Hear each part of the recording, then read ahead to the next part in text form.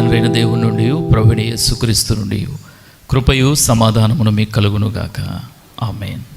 మన ప్రభువును రక్షకుడైన యేసుక్రీస్తు వారి శ్రేష్టమైన నామంలో పరిశుద్ధ ఆదివార ఆరాధనకు చేరువచ్చినటువంటి సంఘమంతటికి వందనాలు తెలియజేస్తూ ఉన్నాం. త్రిత్వంలోని ఈ 9వ ఆదివారము కొరకే ఏర్పాటు చేయబడినటువంటి వాక్య భాగాలను మనము చదవగా విని ఉన్నాం. మొదటి కొరింథీయులకు రాసిన పత్రిక 10వ అధ్యాయము 6 నుండి 13 వచనాలు, లూకా సువార్త 16వ అధ్యాయం 1 నుండి 9 వచనాలను మనము చదవగా విని ఉన్నాం. ఈ దినము చదవబడినటువంటి వాక్యాలను మనం గమనిస్తూ ఉన్నప్పుడు కొంచెం విచిత్రంగా, వైవిధ్యంగా మనకు కనిపిస్తూ ఉంటుంది.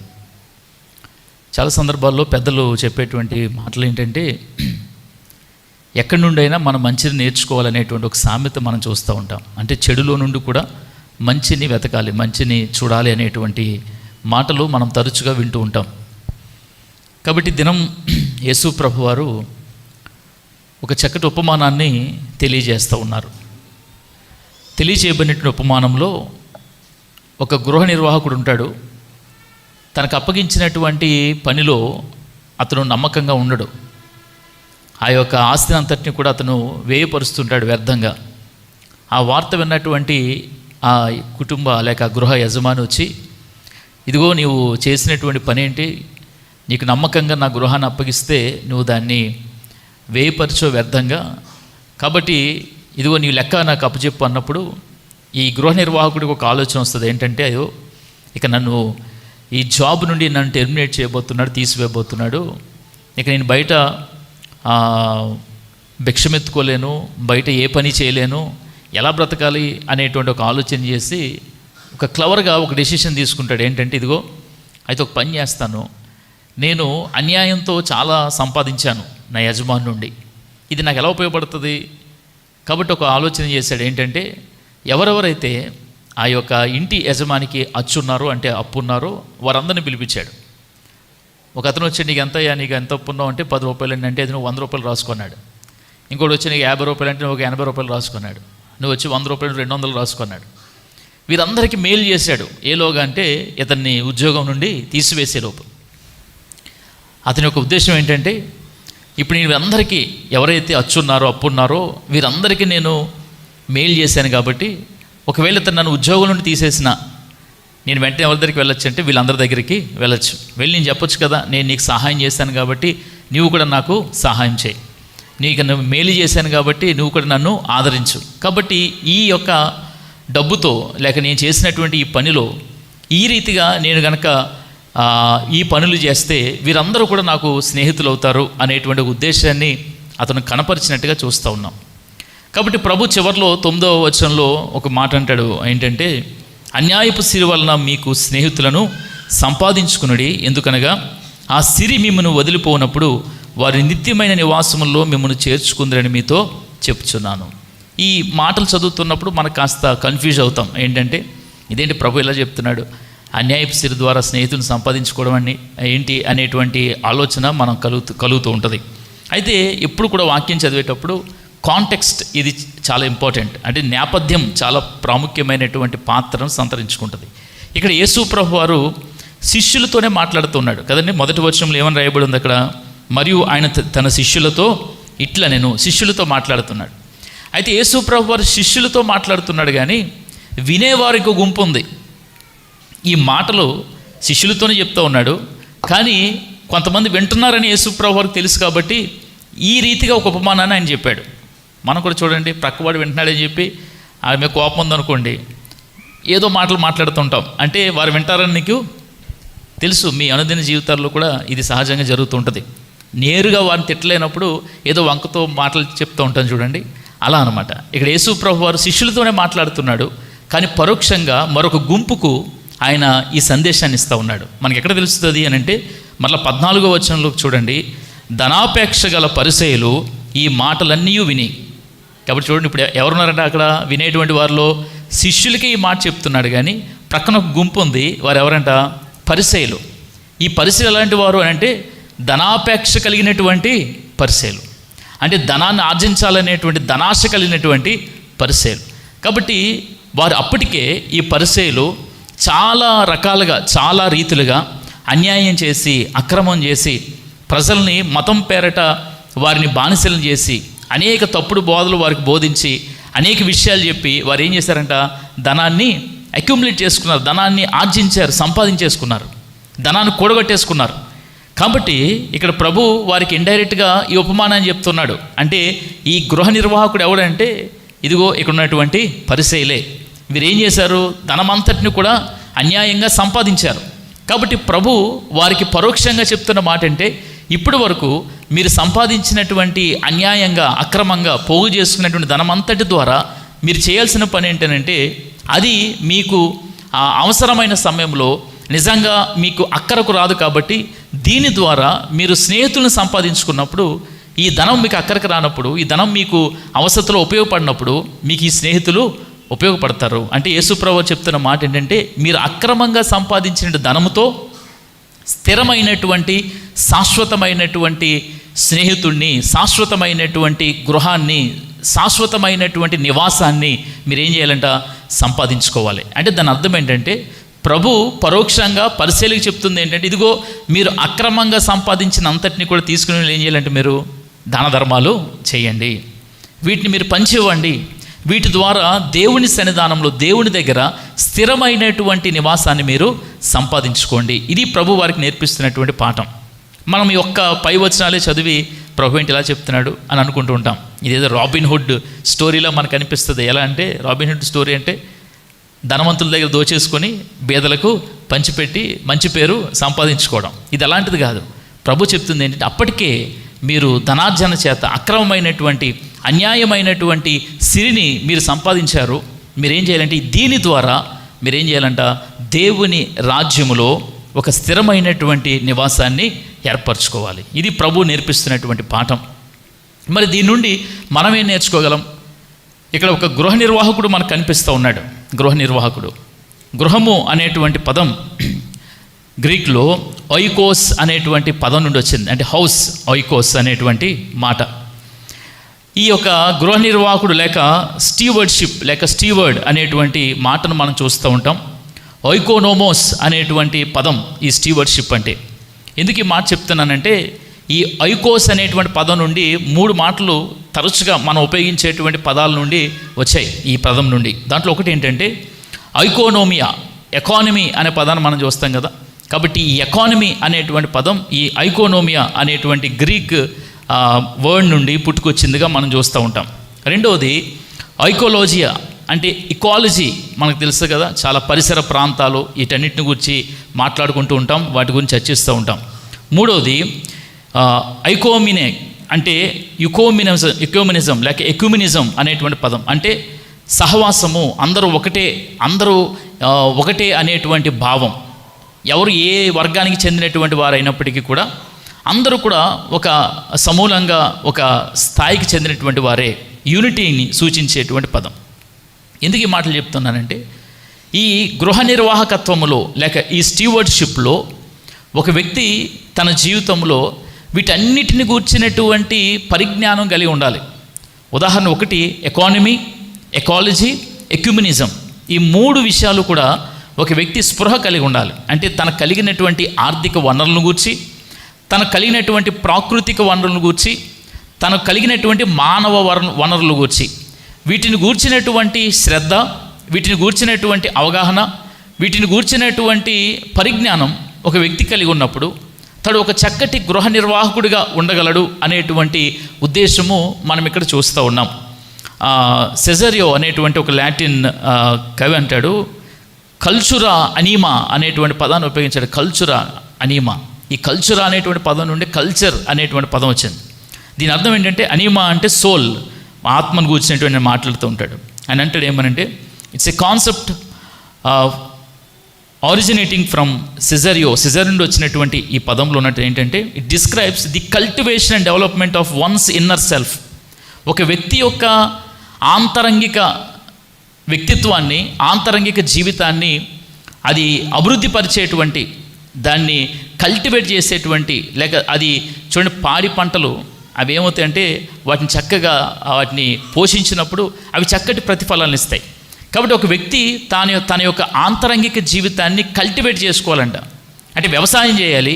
వ్యవసాయం చేసినప్పుడు ఒక మంచి పంట, ఒక మంచి ఫలం అతనిలో నుండి వస్తుంది. ఈ మాటలన్నీ చెప్పడానికి నా యొక్క ఉద్దేశం ఏంటంటే, ఇక్కడ మనం గమనించినప్పుడు ఒక వ్యక్తి తన జీవితంలో యేసు ప్రభు వారు చెప్పాడు పరిసయ్యులకు ఏమనంటే, ఇదిగో మీరు కలిగి ఉన్నటువంటి అన్యాయపు అక్రమమైనటువంటి సిరిని, ధనాన్ని పరలోక రాజ్యాన్ని గురించి మీరు, లేక పరలోక రాజ్యంలోని నివాసం గురించి మీరు వినియోగించండి, పెట్టుబడిగా పెట్టండి అని చెప్పేటువంటి మాటల యొక్క పరమార్థాన్ని మనము ఆలోచన చేసినప్పుడు, మనకు కలిగి ఉన్నటువంటి వనరులు, మనకు కలిగి ఉన్నటువంటి రిసోర్సెస్, వీటిని మనము శాశ్వతమైనటువంటి జీవము, శాశ్వతమైనటువంటి నివాసము కొరకు వాటిని వ్యయపరిచేటువంటి స్థితి మనం కలిగి ఉండాలి. వాటిని ఖర్చు చేసేటువంటి స్థితి మనము కలిగి ఉండాలి. ఉదాహరణకి మీకు చెప్పాలంటే, పూర్వం తల్లిదండ్రులు ప్రభుత్వ ఉద్యోగస్తులుగా లేనప్పుడు ఏదో పొలం పనులు, ఇంటి పనులు, ఏ పనులు చేసుకుంటున్నప్పుడు తమ బిడ్డలను సరిగా చదివించుకోలేనటువంటి స్థితిలో ఉండేవారు. కాబట్టి వారి పిల్లలు కూడా ఏదో అడపదడపలా స్కూల్కి వెళుస్తూ చదువుకొని అలాగా అభివృద్ధి చెందినటువంటి సమాజాన్ని మనం చూస్తూ ఉంటాం. ఈ దినం మనం చూసినప్పుడు చాలామంది తల్లిదండ్రులు ఉన్నతమైనటువంటి ఉద్యోగస్తులుగా, ఉన్నతమైన స్థితిలో ఉన్నటువంటి వారుగా మనం చూస్తూ ఉంటాం.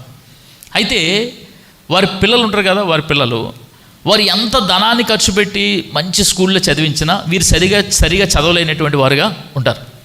కొంతమంది వారి తల్లిదండ్రులు బాగా చదివేటువంటి పిల్లలు అనుకుంటూ ఉంటారు, మా మమ్మీ మా డాడీ కనుక మంచి డబ్బు ఉన్న వాళ్ళైతే నేను బాగా చదువుకుంటాను కదా అనుకుంటూ ఉంటారు. వీరికి వారికి ఉన్నటువంటి తేడా ఏంటంటే, ఒకరికి సోర్సెస్ ఉన్నాయి, మరొకరికి సోర్సెస్ లేవు. ఇక్కడ దేవుడు చెప్తున్న విషయం ఏంటంటే, మనకున్నటువంటి వనరులను బట్టి ఆ వనరులను సక్రమంగా మనం వినియోగించుకోగలిగితే దాని ద్వారా మన జీవితాన్ని మనము అభివృద్ధి పరచుకోగలం, మనము ఆశీర్వదింపబడగలం, మనం దీవింపబడగలం అనేటువంటి ఒక సామాజిక స్పృహతో కూడినటువంటి సందేశాన్ని కూడా ప్రభు ఇక్కడ అందిస్తూ ఉన్నాడు. చాలా సందర్భాల్లో ఈ మనకు కలిగినటువంటి వనరులను సక్రమంగా వినియోగించుకోలేనటువంటి వారిని మనం చూస్తూ ఉంటాం.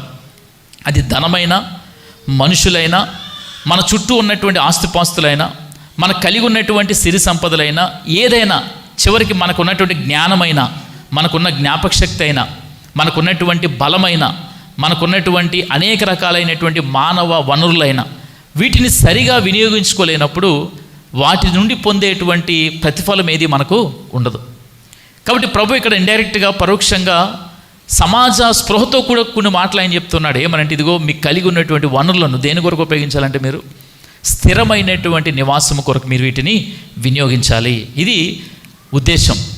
కాబట్టి ఈ ఉదయకాల సమయంలో ఇక్కడ మనం చూస్తున్నటువంటి వాక్య భాగంలో చివరికి వచ్చాక ఆయన అంటాడు కదా, అన్యాయపు సిరి వలన, ఈ సిరి అనేటువంటి పదం గ్రీక్లో మొమోన్ అనేటువంటి పదం ఉపయోగించబడింది. కొన్ని ట్రాన్స్లేషన్లో ఉన్నటువంటి విషయం ఏంటంటే, అన్యాయపు సిరి అనేటువంటి మాట దగ్గర ఇంకొక పదం కూడా ఉపయోగించబడింది. అదేంటంటే వరల్డ్లీ పొసెషన్స్.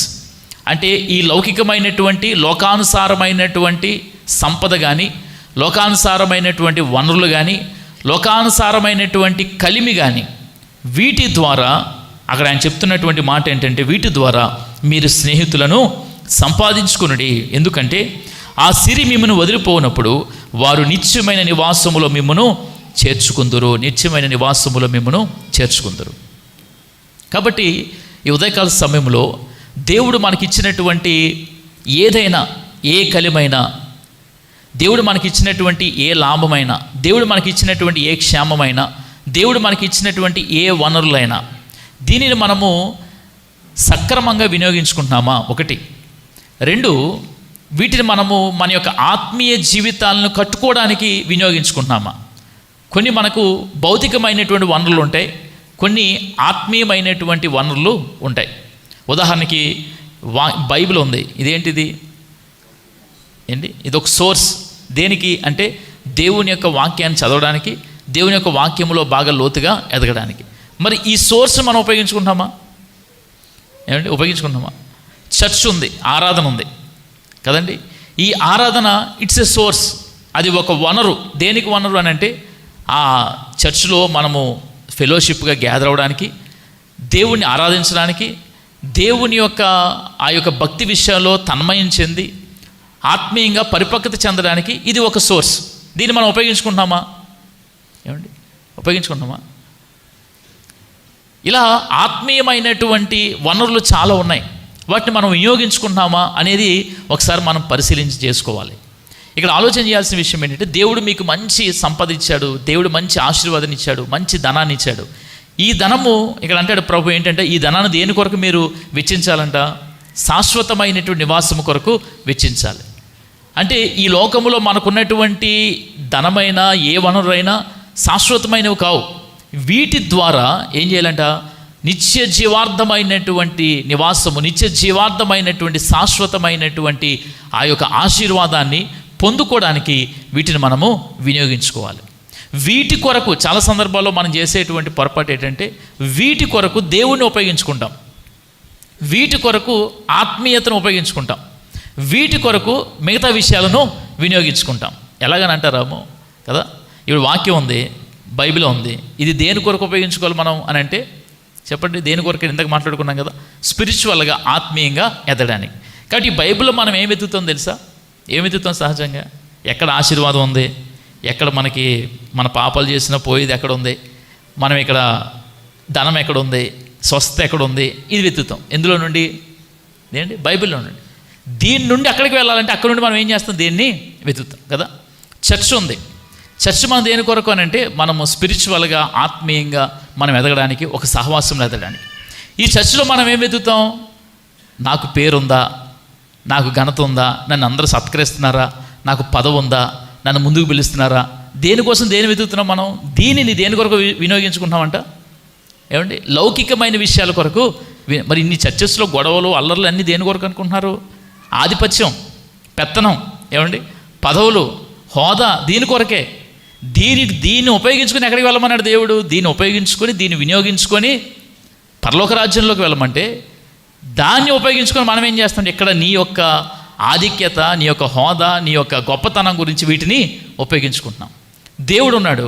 దేవుడు మనం ఎలా ఉపయోగించుకుంటామంటే, దేవుడు మనకు నిత్యము కాపుదలగి ఉండి మనల్ని నడిపించేటువంటి దేవుడు. ఆయన ద్వారా నిత్య రాజ్యము, ఆయన ద్వారా పరలోక భాగ్యాన్ని మనం పొందుకోవాల్సినటువంటి వారం. మరి దేవుడిని మనం ఎలా ఉపయోగించుకుంటాం? ఏమండి, ఇందాక అనుకున్నాం కదా, దేవుడిని మనము మన అవసరతలకు మాత్రమే ఉపయోగిస్తాం. అవసరతకు మాత్రమే. మీ గుండెల మీద మీరు చేసుకొని చెప్పండి, దేవుడిని మనం ఎలా వినియోగించుకుంటాం? ఏమండి, అవసరతలకు మాత్రమే. ఆయన మనకు ఉపయోగపడితేనే దేవుడు, ఉపయోగపడకపోతే దేవుడు. నీ కోరికలు తీరిస్తేనే దేవుడు, కోరికలు తీర్చకపోతే దేవుడు కాదు. ఇది మన యొక్క దౌర్భాగ్యం. విశ్వాసులు మనం చెప్పుకుంటున్నప్పటికీ కూడా మనలో లేనటువంటి ఈ ఆత్మీయ పరిపక్వత వల్ల మనము ఈ రీతిగా భక్తిని చేసేటువంటి భక్తి పరులము అని అనుకుంటూ ముందుకు వెళ్ళిపోతూ ఉన్నాం. కాబట్టి ఇక్కడ మీరు గమనించినప్పుడు మనకు దేవుడిచ్చినటువంటి వనరులు అవి ఏమైనప్పటికీ కూడా దానిని మంచి కొరకు ఉపయోగించుకోవాలి, అది అభివృద్ధి కొరకు ఉపయోగించుకోవాలి. ఇక్కడ కూర్చొని చాలామంది స్టూడెంట్స్ ఉండుంటారు. మీ తల్లిదండ్రుల్ని, మీ పూర్వీకులు మీరు అడగండి, వారు చదువుకోవడానికి సరైనటువంటి స్థలం కానీ, చదువుకోవడానికి సరైన స్కూల్స్ కానీ, చదువుకోవడానికి సరైన ఆర్థిక వనరులు కానీ వారికి ఉండకపోవచ్చు. ఈ దినము మీరు ఇక్కడ ఉన్నటువంటి స్టూడెంట్స్, మీ పిల్లలు, మీ తల్లిదండ్రులు ఎంతైనా వ్యయపరిచి మిమ్మల్ని చదివించడానికి వారు ఎంతగానో ప్రయాసపడుతున్నారు. అది దేవుడు మీకు ఇచ్చినటువంటి సోర్స్, వనరు. ఆ వనరును ఉపయోగించుకుంటే, వినియోగించుకుంటే అభ్యున్నతులకు వస్తాం. వినియోగించుకోకపోతే మనం ఏమవుతామంట? మన క్రిందకి జారిపోతాం. కాబట్టి దేవుడిచ్చినది ఏదైనా, అది జ్ఞానమైన, కొంతమందికి చాలా చక్కటి జ్ఞాపక శక్తి ఉంటుంది. ఈ జ్ఞాపకశక్తి దేనికి ఉపయోగిస్తుంది? పనికి మాలిన అన్ని జ్ఞాపకం పెట్టుకోవడానికి ఉపయోగించుకుంటారు. దేవుడి విషయాలు వాటిని జ్ఞాపకం పెట్టుకోవడానికి వినియోగించడం. కొంతమంది మంచి పాటలు పాడే టాలెంట్ ఉంటుంది. ఈ సినిమా పాటలు, లోకానుసారమైన పాటల కొరకు ఉపయోగిస్తారు, దేవుడి కొరకు వాటిని ఉపయోగించడం. కొంతమంది మంచి పని చేసేటువంటి మేనేజ్మెంట్ స్కిల్స్ ఉంటాయి. వీటిని దేని కొరకు ఉపయోగిస్తారంటే ఎవరు అక్కడెక్కడ వాటి కొరకు ఉపయోగిస్తారు, కానీ చర్చ్ కొరకు, పరిచర్య కొరకు ఉపయోగించరు. మంచి రైటింగ్ స్కిల్స్ ఉంటాయి. ఇవేమి పనికిమాలిన వాటిని రాయడానికి ఉపయోగిస్తారు, కానీ దేవుని కూర్చున్న విషయాలు రాయడానికి ఉపయోగించరు. ఇక్కడ కూర్చున్న మీలో చాలామంది చాలా స్కిల్స్ ఉంటాయి. మీరేం చేస్తే చర్చకు వచ్చి మబ్బులుగా కూర్చొని వెళ్ళిపోవడానికి చూస్తుంటారు. కారణం ఏంటంటే మనకి ఏదైనా ఉందని తెలిస్తే మనకి పని అప్పు చెప్తారేమో, మనకి టాలెంట్ ఉందని చెప్తే మనకి ఈ పని అప్పగిస్తారేమో అని. అంటే ఎంత మబ్బుగా అంటే అంత మబ్బుగా కూర్చొని అలా వెళ్ళిపోవడానికి ప్రయత్నం చేస్తూ ఉంటాం. కారణం ఏంటంటే నీలో ఉన్నటువంటి స్కిల్స్ని, దేవునికి ఇచ్చిన వనరుల్ని నువ్వు వినియోగించుకోవడానికి ఇష్టపడవు. దేవుడు నీకు మంచి ధనం ఇస్తాడు దేవుడు. కాబట్టి చర్చకు వచ్చినప్పుడు ఎలా వస్తాడంటే పేదవాళ్ళగా వస్తాడు, ఏమీ లేదండి అంటుంటాడు. ఎందుకంటే వాడికి ఏమైనా ఉందని తెలిస్తే మీరు చర్చకి అది ఇవ్వాలి ఇది ఇవ్వాలంటారని చెప్పేసి ఏమీ లేదండి అంటూ ఉంటాడు. కాబట్టి నీకు వచ్చినటువంటి వనరులు, నీకున్నటువంటి సంపద, నీకున్నటువంటి ఆశీర్వాదం, దేవునికి ఇచ్చినటువంటి రిసోర్సెస్ని నీవు దేవుని స్థానంలో లేక దేవుని దగ్గర స్థిరమైనటువంటి స్థానాన్ని సంపాదించుకోవడానికి వినియోగించుకోవాలి. ఒకటి, వాటిని వినియోగించుకునేటువంటి వారు ఉంటారు. కొంతమంది వాటిని వినియోగించుకోకుండా వాటిని వ్యర్థంగా చేసేటువంటి వారు కూడా ఉంటారు. ఈ దినం మనం చూసినటువంటి పత్రిక పాఠ్యభాగంలో 1 కొరింథీయులకు రాసినటువంటి పత్రిక 10వ అధ్యాయంలో మనం చూసాం కదా. 1 కొరింథీయులకు రాసిన పత్రిక 10వ అధ్యాయం. ఇందులో పౌలు ఇశ్రాయేలీయులను గురించి ఆయన మాట్లాడుతుంటాడు. వారి యొక్క కానాను యాత్రలో వారు కలిగినటువంటి అనుభవాల్లో నుండి పౌలు ఇక్కడ చెప్తున్నటువంటి విషయం ఏంటంటే 6వ వచనంలో, వారు ఆశించిన ప్రకారము మనము చెడ్డవాటిని ఆశించకూడనట్లు ఈ సంగతులు మనకు దృష్టాంతములుగా ఉన్నవి. జనులు తినుటకు త్రాగుటకు కూర్చుండి ఆడుటకు లేచిరి అని వ్రాయబడినట్లు వారిలో కొందరు వలె మీరు విగ్రహారాధకులై ఉండకుడి, మరియు వారి వలె మనం వ్యభిచరింపకుందుము. వారిలో కొందరు వ్యభిచరించినందున ఒక దినముననే 23,000 మంది కూలిరి. మనము ప్రభువును శోధింపకుందుము. వారిలో కొందరు శోధించి సర్పము వల్ల నశించరి. మీరు సనగకుడి. వారిలో కొందరు సనగి సంహారకుని చేత నశించరి. ఈ సంగతులు దృష్టాంతములుగా వారికి సంభవించి యుగాంతమందున మనకు బుద్ధి కలుగుటకై వ్రాయబడెను. ఈ వాక్యాన్ని మీరు చదువుతున్నప్పుడు కొంచెం భయం కొలిపేటువంటి విషయాలు ఇందులో ఉంటూ ఉంటాయి. ఎందుకు ఎంత కఠినంగా పౌలు చెప్పాడు, లేక కఠినంగా వారి జీవితాల్లో సంభవించిందని అంటే, ఇశ్రాయేలీలు వారు ఎక్కడున్నారు బానిసలుగానంటే చాలా సంవత్సరాలు ఐగుప్తులో ఉన్నారు. ఈ ఐగుప్తు నుండి వీరు బయటకు వచ్చారు. ఎవరి ద్వారా అంటే మోషే ద్వారా బయటకు వచ్చారు. వచ్చినటువంటి వీరు ₹1 ఖర్చు పెట్టకుండా, ఏ శ్రమ పడకుండా ఎక్కడి నుండి బయటకు వచ్చారు? వాళ్ళు ఐగుప్తు నుండి బయటకు వచ్చారు. ₹1 ఖర్చు పెట్టడం ప్రక్కన పెట్టండి. వారు బయటకు వచ్చేటప్పుడు వారు పక్కింటోళ్ళ దగ్గర, వారి దగ్గర, వీరి దగ్గర వీరు అడిగి బంగారాన్ని తీసుకొని ఆ దేశాన్ని విడిచిపెట్టి బయటకు వచ్చేసారు. అంటే వీరు ఏది శ్రమ పడకుండానే చాలా బంగారాన్ని వారు కూడగట్టుకున్నారు. రైట్. ఇప్పుడు వారు ఐగుప్తు నుండి బయటకు వచ్చిన తర్వాత ఏ దినము కూడా వారు కష్టార్జితం లేక కష్టంతో పనిచేసి ఆహారాన్ని సంపాదించుకున్నటువంటి రోజులు లేవు. వారికి ఆహారం ఎక్కడి నుండి వచ్చేది? ఏమండి? ఆకాశం నుండి కురిసేది. అంటే మన్నా వారికి వచ్చేది, పురేళ్ళు వచ్చాయి, మాంసాహారం వచ్చేది. ఇక వారికి పని చేసేటువంటి ఆ యొక్క శ్రమ పడేటువంటి ఆ పరిస్థితులు లేవు. హాయిగా కూర్చొని తినడమే. వారు చెప్పులు అరిగిపోలేదంట, చెప్పులు కొనుక్కోవాల్సిన పని లేదు. వారి బట్టలు మాసిపోలేదంట, బట్టలు కొనుక్కోవాల్సిన పని లేదు. చూడండి వారి లైఫ్ ఎంత లగ్జరియస్గా ఉందో. ఎలా ఉంది? వారికి బట్టలతో పని లేదు, చెప్పులతో పని లేదు, శ్రమ పడాల్సిన పని లేదు, ఆహారంతో పని లేదు, దేనితో కూడా వారికి పని లేదు. ఒకవేళ ఎవడైనా శత్రువు వచ్చాడు అనుకోండి, దేవుడే వారికి విజయాన్ని ఇచ్చేసేవాడు. కాబట్టి ఎక్కడికి వెళ్తే అక్కడికి, ఏ దేశంలోకి, ఏ ప్రాంతంలోకి వెళ్తే ఆ ప్రాంతంలో వారికి ఉన్నటువంటి సమృద్ధిని అంతటిని వారు అనుభవించేవారు. అంటే వారి యొక్క లగ్జరియస్ లైఫ్ చూడండి. వారు ఏది కష్టపడకుండా, ఏమీ శ్రమ పడకుండా అన్నిటినీ వారు సంపాదించుకున్నారు. ఇవన్నీ ఏంటవి? దేవుడు వారికి ఇచ్చినటువంటి సోర్సెస్, దేవుడు వారికి ఇచ్చినటువంటి వనరులు. ఇట్టి వనరులన్నీ కూడా వారు పొందుకొని వారు చేసిన పని ఏంటంటే, అక్కడ ఒక మాట ఆశ్చర్యం కొలిపేటువంటి మాట ఉంటుంది. జనులు తినుటకు త్రాగుటకు కూర్చుండి ఆడుటకు. చూసారా? ఈ ఒక్క మాటలో మొత్తం వాళ్ళ లైఫ్ స్టైల్ చెప్పేశాడు ఆయన. జనులు ఏం చేస్తారంట? ఇల్లు ఆడుకొని వచ్చి మళ్ళీ చెప్పండి, ఆడుకొని వచ్చి తినడమే, ఆడుకొని వచ్చి త్రాగడమే, ఆడుకోవడానికి మాత్రమే లేచేవారంట. అంటే ఎంతటి హాయి అండి, ఎంతటి సుఖం. అలాంటి లైఫ్ ఇప్పుడు మీకు ఎవరికైనా ఇస్తే ఇంత కష్టపడేటువంటి అబ్బా హాయిగా ఉంటుందండి, ఇంతకాలం మేము సర్వీస్ చేసామండి అనుకుంటాం కదా.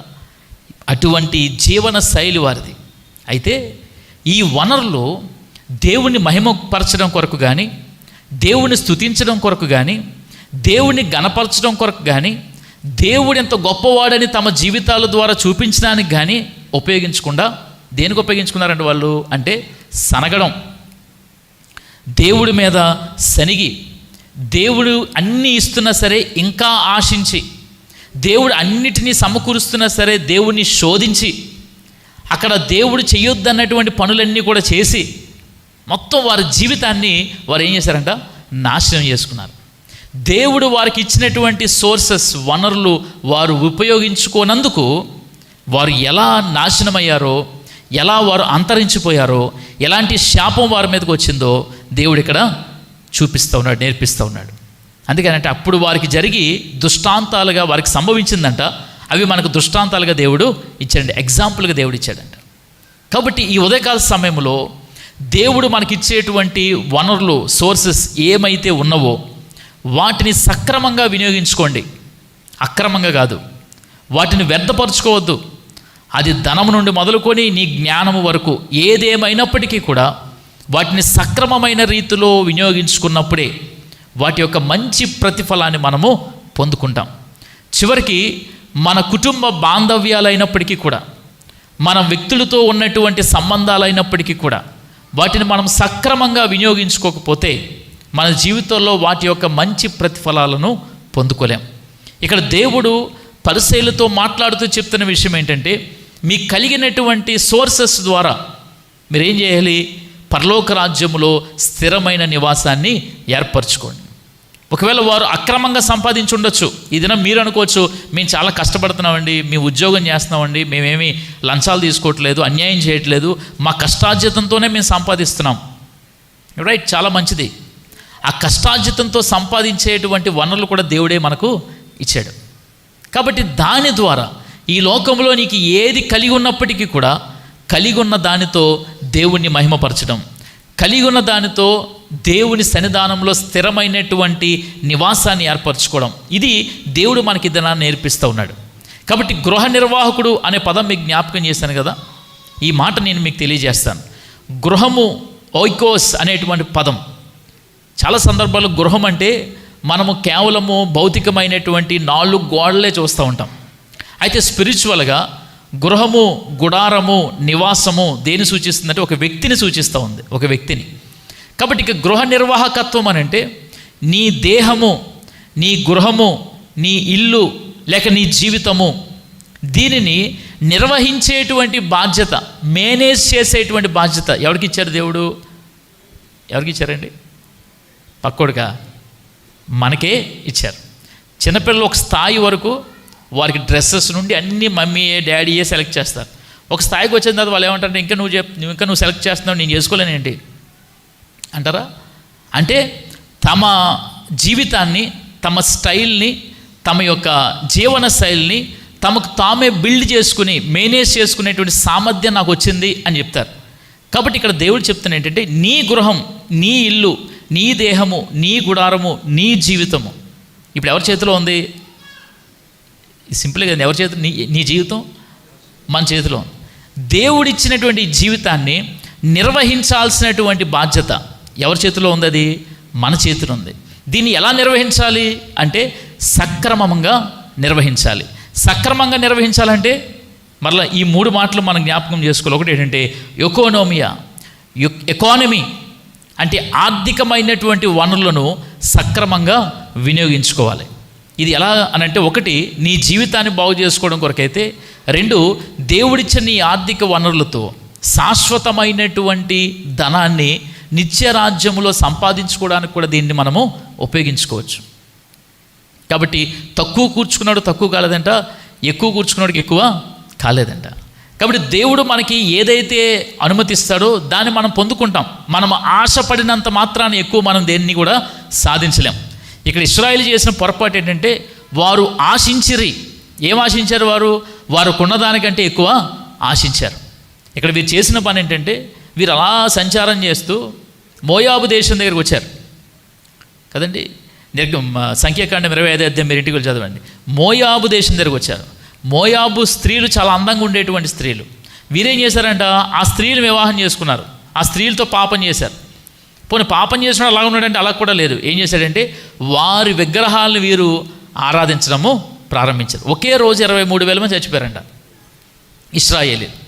అంటే వీరికి దేవుడిచ్చేటువంటి దానికంటే ఎక్కువ వారు ఆశించారు. కాబట్టి దేవుడి పట్ల విశ్వాసం లేదు, ఇష్టం లేదు, ప్రేమ లేదు, మక్కువ లేదు, ఏమీ లేదు. ఏదో దేవుడు తీసుకెళ్ళాడు, బయటకు నడుచుకుంటూ వెళ్ళిపోతున్నారు. వారు ఏది ఆశించింది దాన్ని కోరుకుంటున్నారు. ఇంత వనరులు దేవుడు వారికి ఇచ్చిన వారిలో రియలైజేషన్ లేదు. చాలా సందర్భాల్లో చూడండి, చేతులు కాలేక ఏం పట్టుకుంటాం? ఆకులు పట్టుకుంటాం. వనరులన్నీ కోల్పోయిన తర్వాత అబ్బా అప్పుడు నాకు ఫలానా స్థలం అక్కడ 100 రూపాయలకు దొరికిందండి, కానీ నేను కొనలేకపోయినప్పుడు 1 కోటి రూపాయలు అయిపోయిందని అంటుంటారు చూడండి. అంటే దీని ఏంటి తెలుసా? చేతులు కాలేక ఆకులు పట్టుకోవడం. మా తల్లిదండ్రులు చదివించినప్పుడు నేను చదువుకోలేదండి, కాబట్టి ఇప్పుడు నేను రిక్షా తొక్కుంటున్నానని అంటాడు చూసారా. అంటే వాడికి చేతులు కాలేక ఆకులు పట్టుకోవడం. నాకు ఇచ్చినటువంటి అవకాశాలన్నీ నేను కోల్పోయానండి, ఇప్పుడు నేను ఏం చేయాలి నాకు అర్థం అవ్వట్లేదండి అంటారు చూసారా. ఇది అదే జాబితా. కాబట్టి దేవుడిచ్చినటువంటి అవకాశము, దేవుడిచ్చిన వనరులు ఆ సమయంలో నువ్వు రియలైజ్ అవ్వకపోతే, మంచి తల్లిదండ్రులు నీకు ఇచ్చినప్పుడు వారున్న కాలంలో వారు నేను పోషించే కాలం నువ్వు స్థిరపడకపోతే ఇంకెప్పటికీ స్థిరపడలేవు. దేవుడు నీకు ఇచ్చినటువంటి అవకాశాలు ఉన్న సమయంలో నువ్వు వాటిని సరిగా వినియోగించుకోకపోతే ఇంకెప్పటికీ నువ్వు వినియోగించుకోలేవు. కాబట్టి వాటిని రియలైజేషన్ మనలో ఉండాలి, ఆ స్పృహ మనలో ఉండాలి. ఇశ్రాయేలుకి లేనిది అదే, ఆ స్పృహ వారికి లేదు. మాకు చెప్పులు అరిగిపోకుండా, బట్టలు నలిగిపోకుండా, మేము కష్టపడకుండా దేవుడు మాకు ఆహారం ఇస్తున్నాడే అనేటువంటి రియలైజేషన్ వారిలో లేదు. లేకపోవడం వల్ల ఆ వనరులను వారు సరిగా వినియోగించుకోలేదు. కాబట్టి దినము దేవుడు నీకు స్పిరిచువల్ రిసోర్సెస్ ఇస్తూ ఉంటే, ఎకానమికల్ రిసోర్సెస్ ఇస్తూ ఉంటే, వీటిని నీవు సక్రమంగా వినియోగించుకోవాల్సినటువంటి వారుగా ఉన్నావు. కారణం ఏంటంటే నీ జీవితానికి నీవే బాధ్యుడవు, గృహ నిర్వాహకుడవు. మీరు అనుకోవచ్చు ఏంటంటే నా జీవితం దేవుడు ఇచ్చాడు, అంతా దేవుని చిత్తమండి, అంతా దేవుని చిత్తమండి అంటూ ఉంటారు కొంతమంది. ఇలాంటి బ్యాచ్ ఒక బ్యాచ్ ఉంటుంది. మీరేంటే దీపాన్ని తీసుకెళ్ళి గాలిలో పెట్టి, దేవా నువ్వే ఇది ఆరిపోకుండా, నీకు బుద్ధి లేదా, జ్ఞానం లేదా, దీపం ఎక్కడ పెట్టాలి, గాలిలో పెడితే ఆరిపోదా, ఈ స్పృహ మనలో ఉండద్దా? కాబట్టి నీ జీవితంను కూర్చిన స్పృహ నీలో ఉండాలి. దేవుడు ఎందుకు అవ్వను పండు తినడానికి అనుమతించాడు అంటే స్పృహ తనలో ఉండాలి. ఏంటది? తినకూడదు అనేది.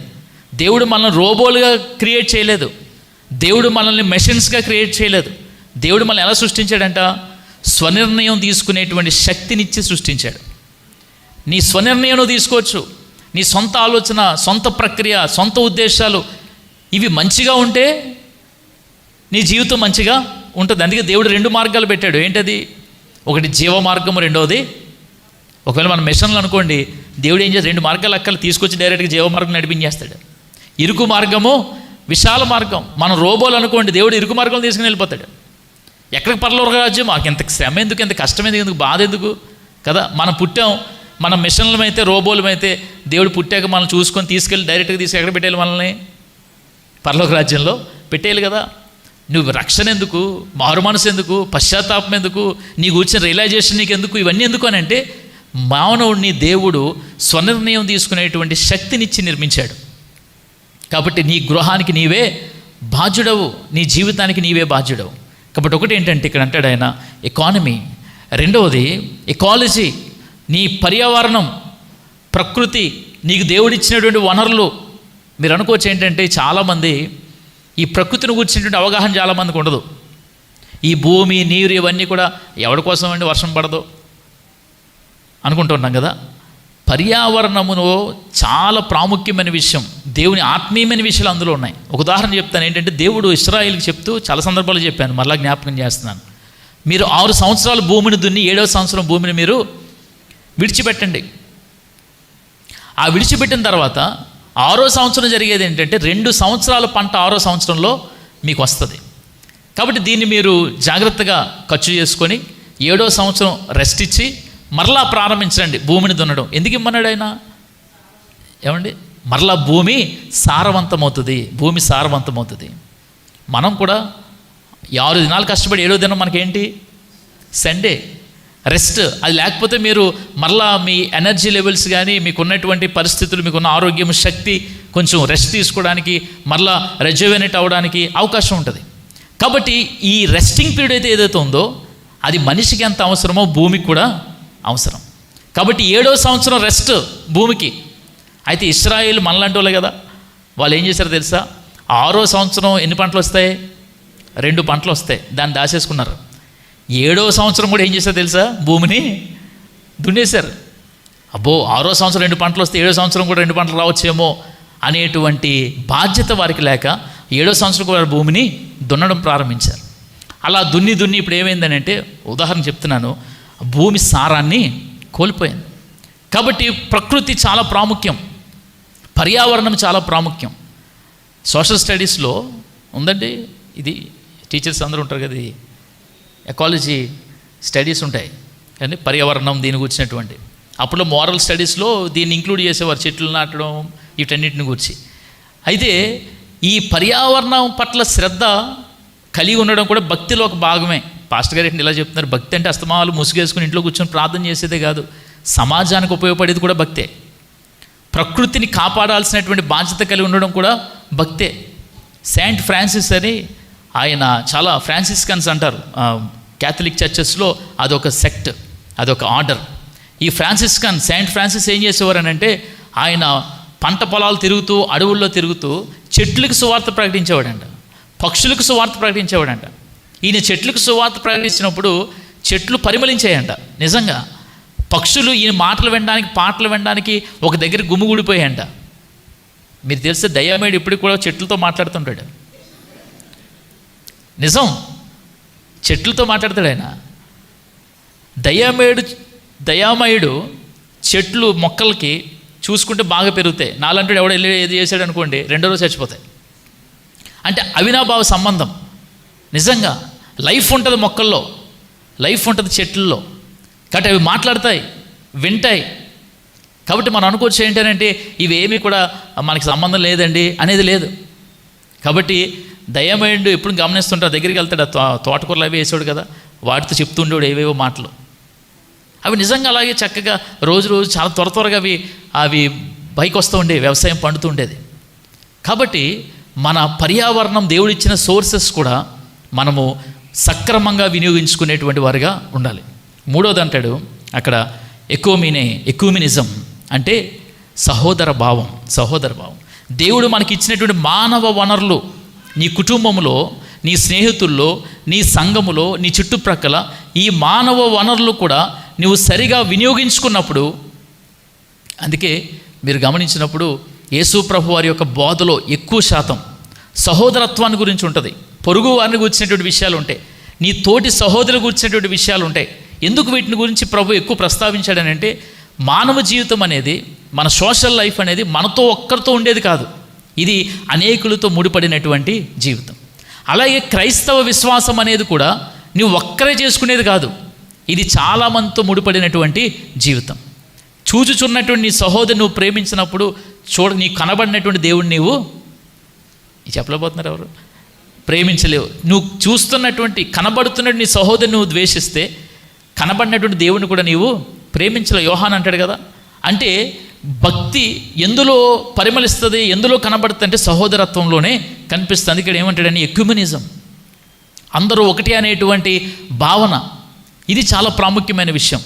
కాబట్టి దేవునికి ఇచ్చిన మానవ వనరులను, దేవునికి ఇచ్చిన ఆర్థిక వనరులను, దేవునికి ఇచ్చినటువంటి ప్రాకృతిక వనరులను, వీటిని కనుక మనము సద్వినియోగపరుచుకున్నప్పుడు, నేనంటాను ఏంటో తెలుసా, దేవుని రాజ్యం ఇక్కడే స్థాపించబడుతుంది.